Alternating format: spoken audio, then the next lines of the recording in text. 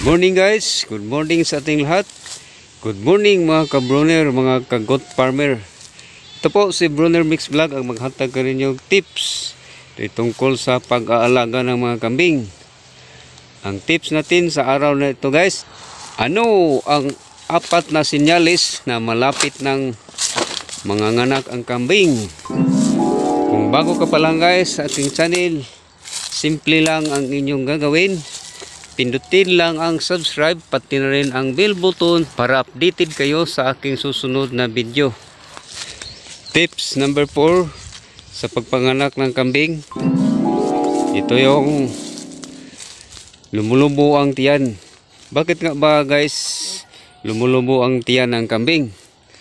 Kasi yon ang unang sinyalis na malapit na itong manganganak ang kambing. Kasi 100% ito na buntis. Nasa 3.5 buwan na yung tiyan ng kambing basta lumulubo na yung tiyan niya. Sapagkat ang anak niya ay medyo malaki-laki na, hindi katulad ng 1 buwan at 2 buwan na hindi pa makikita na lumalaki ang tiyan. Tips number 3 guys, sa malapit na manganganak yung kambing, ito yung bumababa ang tiyan o lumiliit.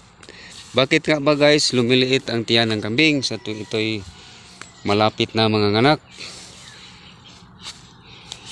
Yon ang pangatlo nating tips kung na malapit na manganganak ang kambing. Bumababa ang tiyan ng kambing guys kasi yung mga anak ng kambing nasa malapit na sa puwerta kasi ready to labas na yung mga kambing sa tuwing 4.5 na buwan.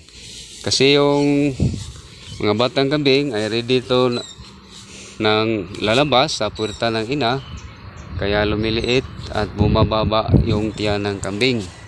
Yon ang tips natin sa pang 3. Tips number 2 naman, ito yung paglaki ng milk glands. Bakit nga ba lumalaki ang milk glands sa tuwing malapit na manganganak ang kambing?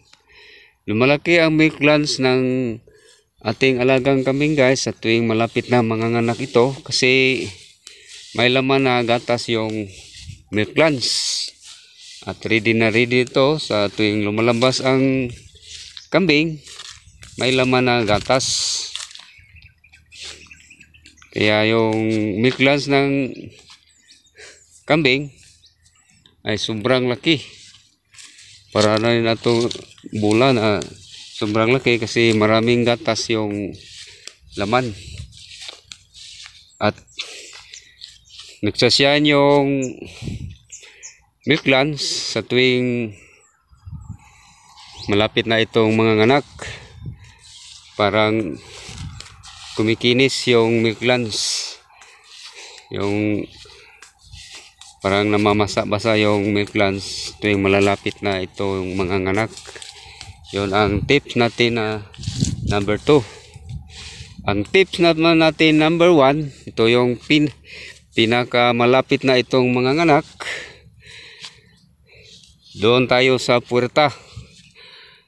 Kasi yung puwerta ng kambing guys ay pag pinakamalapit na lumalabas yung anak o malapit ng manganganak ang kambing, may lumalabas ito na sperm cell.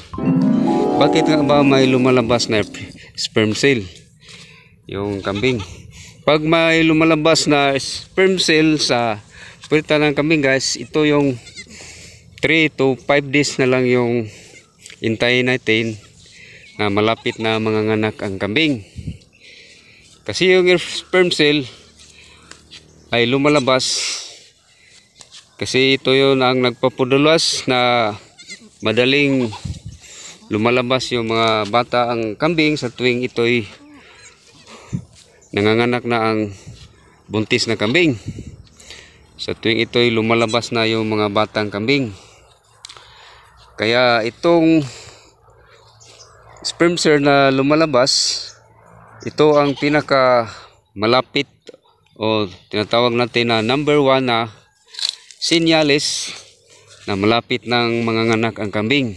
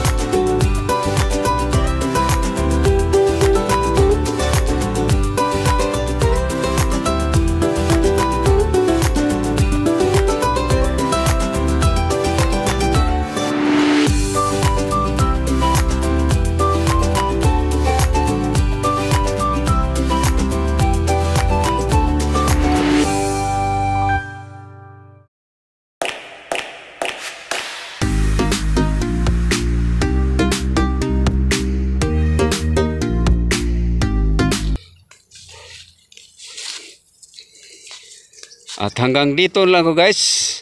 Ito si Brunner Mix Vlog ng Bohol. Thank you very much sa iyong walang sawang panonood sa ating YouTube channel. Ang tandaan nyo guys, aanhin mo ang karunungan kung nakatago man lang sa iyong isipan. God bless sa ating lahat.